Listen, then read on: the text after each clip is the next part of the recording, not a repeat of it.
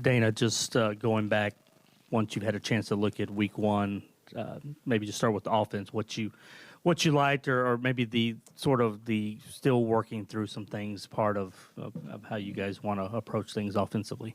Yeah, we were a little conservative. Game one, not really knowing certain things, breaking in a new quarterback, doing some different things offensively. Seeing us play good defense, that kind of a game. Being cautious but being smart. Donovan wanted to make a good impression and not do anything to hurt his team, which is exactly what he did. So we're a work in progress. I think everybody in the country is a work in progress week one. So I'm not going to apologize for that, but, we'll work towards, opening things up a little bit, varying tempos, making it fun, all those good things, but, what I was happy with was, just playing smart football, not getting behind the chains, not taking a whole lot of negative plays or penalties or anything like that. Our critical downs weren't very good. We didn't execute very good on critical downs, especially fourth down. Those two fourth down calls just they irked me bad. Defensively, as good as we played, we were decent on critical downs other than fourth down. So as a team, we were 0 for 4 on fourth down. That upsets me. But we got some guys that can make some plays offensively. I think you guys saw that. Sam Brown made plays. Joseph Manjack made plays. Matt Golden make plays. So we need to run the ball better, which will open up some bigger plays offensively. Coach, specifically on the offensive line, though, obviously the change in coaching and probably scheme a little bit there. How did you feel they came out with first game type situation? Yeah, okay. We protected good. We looked good. We looked more disciplined. We used better technique. They were good against the run. Rice is good against the run. They're going to be their defense is structured very similar. And we got to get better. There's some runs we missed.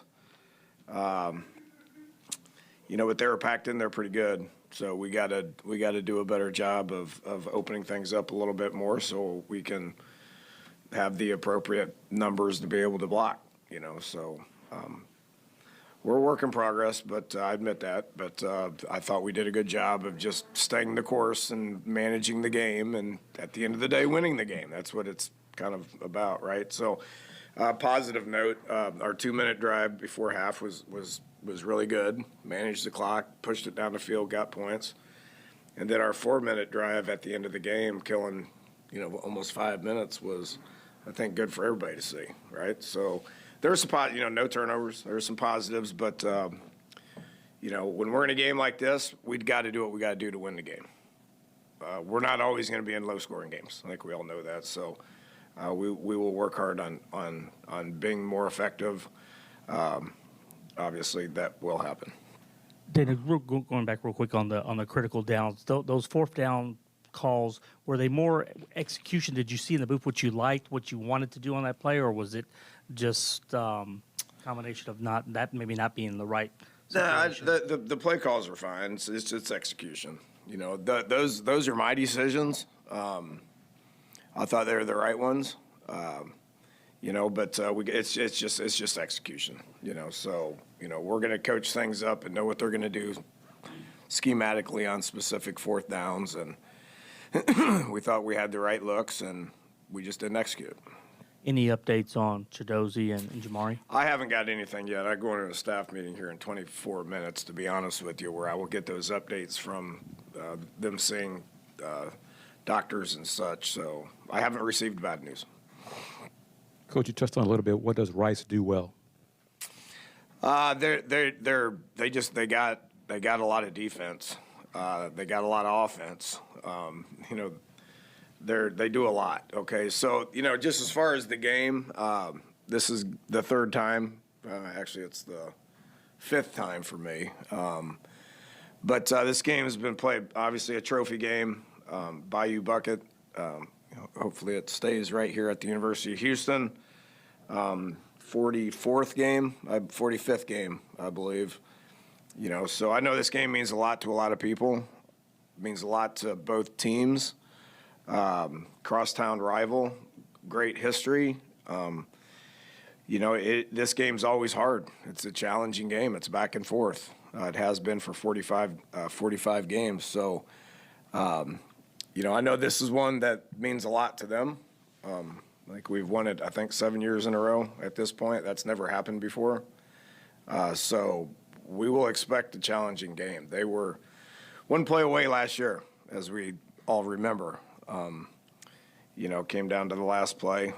They're going to play hard. They're a well-disciplined team. They play their tail off, and we know what kind of kids they are over there. They're incredibly intelligent, well-coached, but they do a lot, which makes it challenging to prepare for. Makes it challenging to play against and play for and prepare for. But we've done it successfully the last couple of years.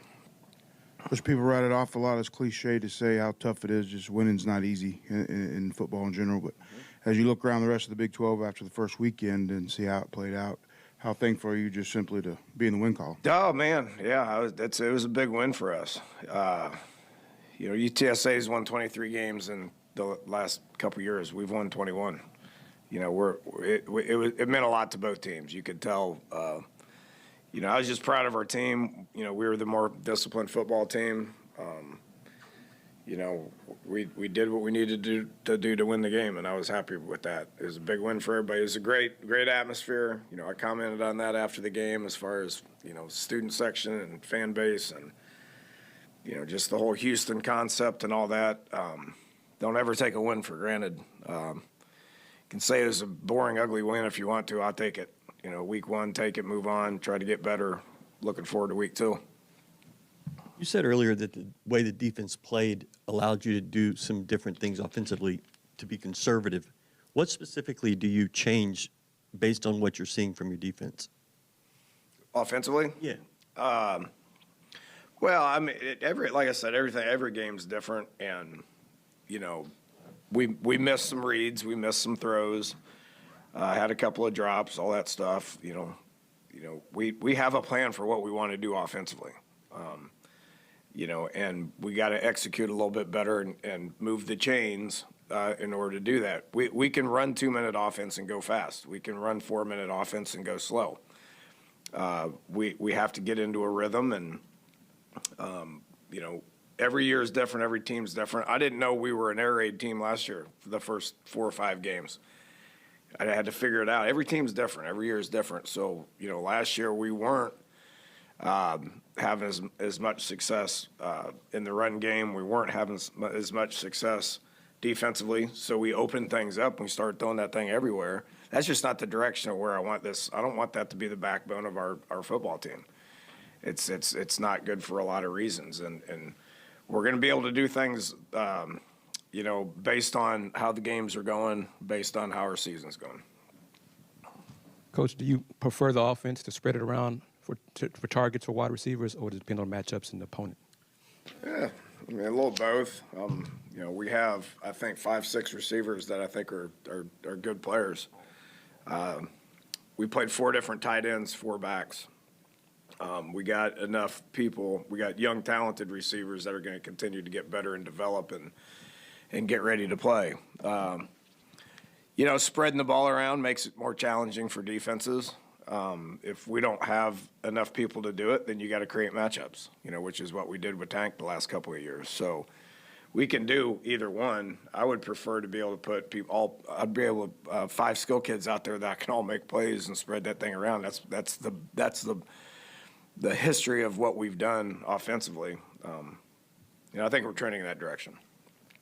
I'm going to say his full name because I need to practice. Hakeem Let me start over. Ajujalaya. Yeah, I nailed it. Can you I just learned how to pronounce that name. Absolutely not. I've called him Hakeem Olajuwon for a long time.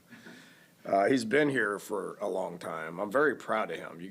I'm sure that I don't know if you have a specific question, but Well, first with you awarded him with the scholarship, but then looking at how much he played in the opener. yeah, obviously when Chidozie went down, that he's been playing well. You know, Ossie's been playing better. Chidozie, went in. Chidozie's been a 3-year starter here. For reasons I don't want to talk about, we started Hakeem, but Hakeem has been playing well. And so he worked his way into the backup nose guard spot. And I'm just proud of him. He's been here 5 years, got awarded a scholarship, has been on scout team for 3 years, has been on PAT field goal and PAT field goal block for, going on 2-3 years now, has worked himself into a role. He worked himself into earning a scholarship and worked himself into having a role on this football team. And then when we called his name and he went in to start, played he played like 40 snaps or something like that. Played 49 snaps, 44 on defense. Played well. I mean, actually got off blocks and made plays and was a force in there. So, proud of him. It's kind of a next guy up mentality when that happens. But, we played 61 guys in this game. That's quite a bit. And I look at guys who didn't play and say, we got to somehow figure out a way to get some of those guys some snaps. So that's a good story, and I'm proud of that kid playing well. Coach, have you received feedback from the recruits who were at the game about the vibe and the atmosphere? Oh, yeah. I mean, there's probably a dozen of them in our locker room after the game, so hanging out after the game, wanting to talk and stuff like that. So it was good. It's a step in the right direction. It can't just be a one-hit thing. We all know that. And, we got to keep improving as a football team, put a good product out there and gain momentum and create excitement. Looked good, and they were excited. All those young kids like things like those uniforms and all that, and they like exciting stuff in this stadium, and that was a step in the right direction. Daniel, you've been a part of Bedlam, and I think at the other stop did y'all play Penn State that year? So you've been a part of some rivalries, and then this one. Yeah, not Penn State, but backyard brawl with Pitt, Okay. which was big. Both of them were. Yeah. Is conference realignment just killing? I mean, you see TCU and SMU. Is this just the way that it's going, where we're not seeing these as much? And does that maybe put a little bit more, since you have two local schools that are so close together, that it makes sense to play them just from logistics and economics? Yeah, I agree with that. Nothing you can do about it. I mean, when those rivals got blown up, there's a Black Diamond Trophy with Virginia Tech too. We made a conscious effort. This me and Oliver Luck actually, 8-10 years ago or whatever it was. I mean, just made a conscious effort to try to play those games based on geography and what makes sense to fans. We kind of went the opposite direction with it here when we're in the Big 12. That rekindled some games that we're going to be able to be a part of, like Baylor, like Texas Tech, Oklahoma State, TCU. So are we going to have games with Tulsa and SMU and Tulane? That's administrative questions. And when those things get announced, it's so far down the road, nobody pays any attention to it, But I've said this game needs to be played. Us and Rice need to be played. I mean, and I support that. How it fits in the schedule is I don't know what the schedule looks like. I mean, how is that going to change next year for Big 12? I don't know what the future of that's conference decisions and all that. But I'm sympathetic to those games. Those games are fun to be a part of. It's a shame about Bedlam. That was exciting. It was a shame about the backyard brawl. That was exciting. I'd be disappointed if this game against Rice doesn't happen.